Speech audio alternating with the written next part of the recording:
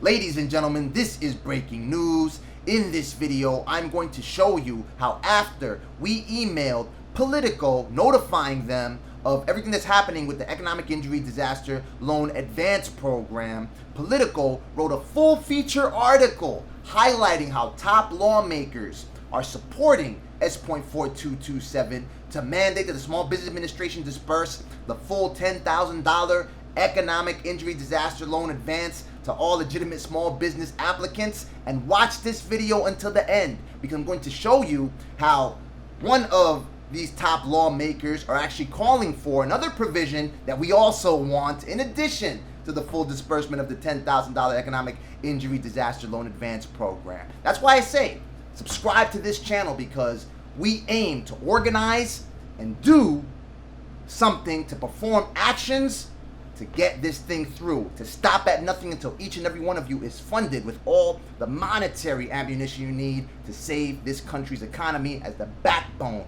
of this economic engine, ladies and gentlemen. That said, okay, so the article in the Politico, it starts off on how the Small Business Administration has already dispersed $184 billion.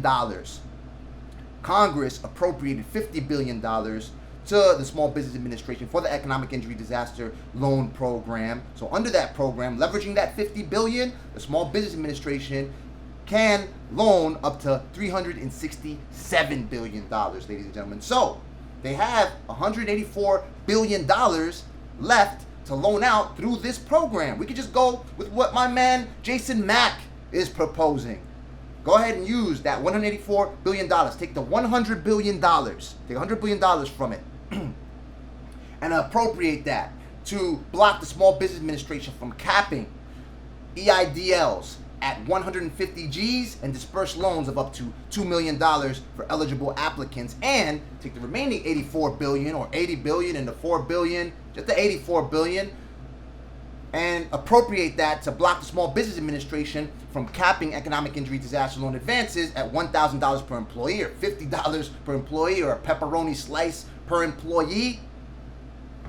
Pursuant to S.4227, you can take those $80 billion that are already in play and go ahead and have the Small Business Administration disperse the full $10,000 economic injury disaster loan advance to all legitimate small business applicants, ladies and gentlemen. Now, the article continues on, discussing on how the EIDL program has been riddled with fraud. As per previous videos, I told you how the SBA Office of Inspector General found that the Small Business Administration dispersed thousands of EIDLs and advances worth hundreds of millions of dollars to fraudulent organizations, companies that did not even exist, farms in an office building, or in an apartment building, excuse me, while you and I, legitimate small business owners, have been waiting for months to just get any word on the status of our loans, to speak to anybody, waiting for hours on the line to try to get to people. Then, go down to the good stuff, where you see how a top lawmaker is clearly supporting S.4227, the provisions in it, more funding for it. Here it goes. Cardin, this is Senator Ben Cardin from Maryland, Democrat, who has worked with Rubio on small business relief measures during the pandemic, said the SBA's execution of EIDL has been disappointing, but he said it's worth bolstering the program because the direct aid is critical for employers that don't have access to private lenders, including smaller and minority-owned businesses. And exactly, the EIDL, it caters towards smaller businesses, independent contractors, sole proprietors, single-owner LLCs that may not have access to capital markets just like bigger organizations do. This is a quote directly from Senator Cardin. We need to provide significantly greater funds so they can leverage them into a larger number of grants and eliminate the $150,000 cap they arbitrarily put in the program, Senator Cardin said. So this is exactly what S.4227 is calling for, to ensure that the Small Business Administration is prohibited from capping loans at $150,000 and providing more grants and not capping them at $1,000 per employee. Then the article goes on to read how the chairwoman of the House of Representatives Committee on Small Business, Nydia Velazquez, Democrat from New York, is also calling for more funding for this program. As you know, the House passed the HEROES Act, which also provides for $10 billion for more economic injury disaster loan advances. Here's what Congresswoman Velazquez said. House Small Business Chairwoman Nydia Velazquez is supportive of much more, according to a spokesperson, because small employers continue to reach out with dire stories of closures and the need for more assistance. I read your dire stories every day, ladies and gentlemen. That's why I say it's not about red or blue. It is about feeding your families. It is about keeping your businesses afloat, and by doing that, saving this economy. Don't you ever forget, 31.7 million small businesses. That is the elite group that you constitute, ladies and gentlemen.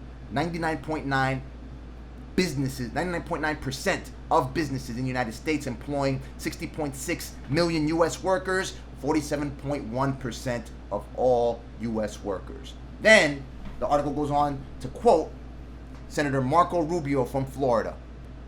We look forward to reviewing a formal proposal from the Democrats once it is made, but remain concerned by the SBA EIDL's findings, a Rubio spokesperson said. So, they want to consider it. They definitely want to consider ensuring that the Small Business Administration does not have the ability to cap loans and grants.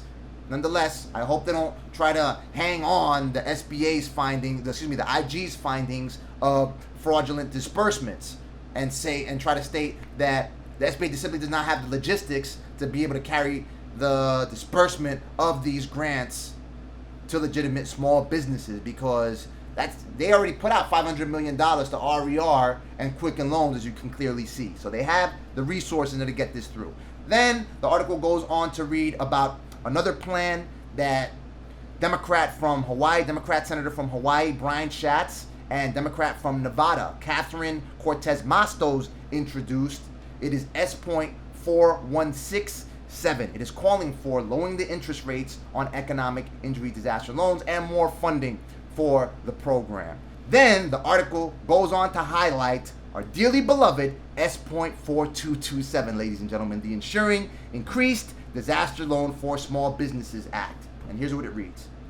One of the leading proposals from Senators Jacky Rosen, Democrat from Nevada, and John Cornyn, Republican from Texas, would provide another $100 billion for disaster loans and $80 billion for grants. Their bill would prohibit the SBA from imposing maximum caps lower than those set by Congress.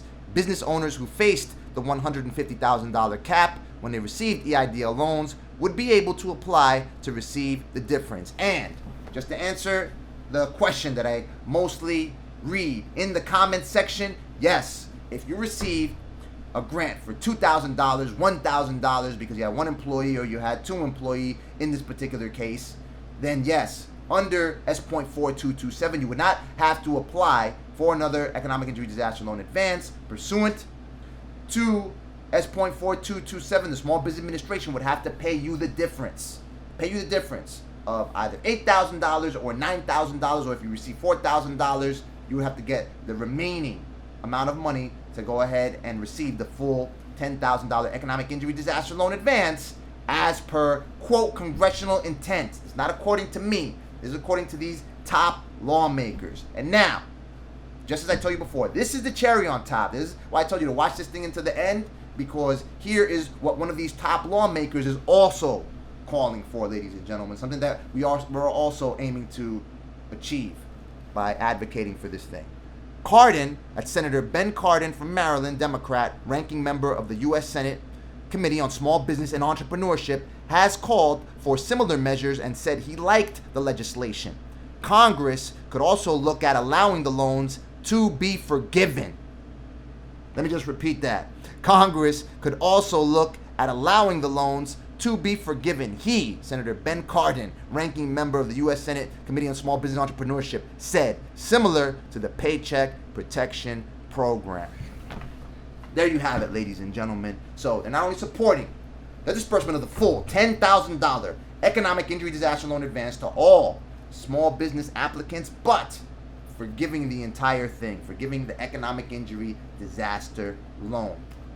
How great would that be? Sounds too good to be true, but listen, let's go ahead and work on ensuring that you get the full $10,000 EIDL advance, and then we'll work on the next thing.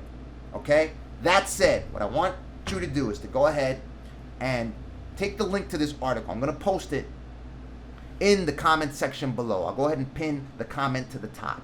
Take the link to this article, and we're going to send it out to Stacey Cowder, the New York Times reporter with whom we've opened a line of communication. Remember, after we emailed her, she went ahead and mentioned S.4227 in her article on economic injury disaster loans and its advances. You could email her at stacy.cowley@nytimes.com. The reason I want you to do that is so she can see how Politico, a competing publication, is highlighting these top lawmakers' support for the full disbursement of the $10,000 economic injury disaster loan advance.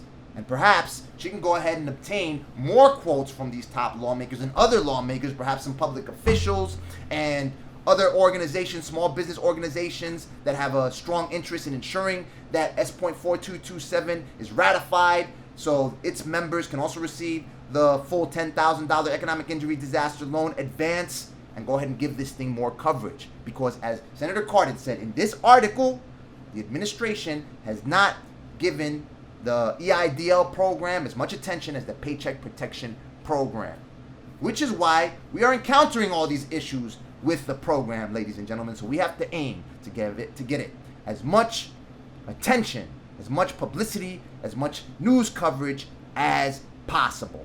Let me know what you think. Drop your comments in the comment section below. Watch this video right here for continued economic injury disaster loan, grant, and stimulus coverage. Click the like button if you like the video. Click the subscribe button to stay on top of my findings. I report and organize like no one else will, and stop at nothing until each and every one of you is funded with all the monetary ammunition you need to save this country. May God bless you. May God bless the United States of America and everybody else on this planet. Talk soon.